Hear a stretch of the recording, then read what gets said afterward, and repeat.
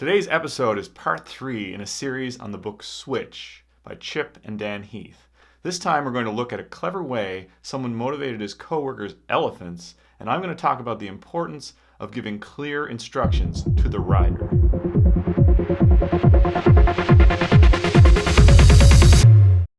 John Stegner believed his company was wasting money due to poor purchasing habits.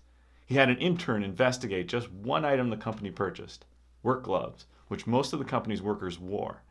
The intern reported that not only did the company purchase 424 different kinds of work gloves, but the company was using different suppliers as well, each negotiating a different price.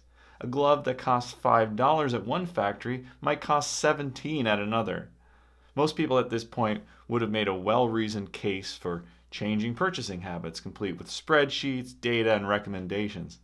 Such an appeal might have gotten some supportive nods, and an agreement to overhaul the purchasing system at some point in the future. This kind of thing speaks to our riders. But instead, Stegner had an intern gather a specimen of each type of glove, tag it with the price paid, and then he piled them on a boardroom conference table and invited all the division presidents to look.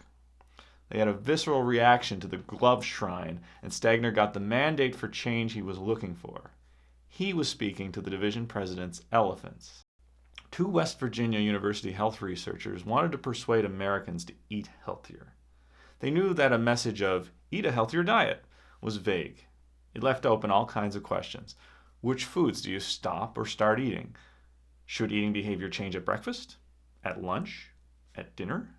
The number of ways to eat healthier is limitless, which means our riders will get stuck in analysis paralysis. So the researchers got specific. They knew that milk was the largest source of saturated fat in the American diet, and they knew that if Americans switched to 1% milk, the average diet would immediately attain the USDA recommended level of saturated fat. So how do you get Americans to start drinking 1% milk?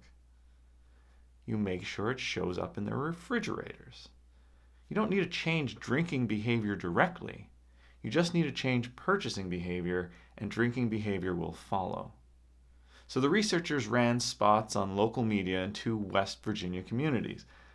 The ads talked about how a glass of whole milk has the same saturated fat as 5 strips of bacon.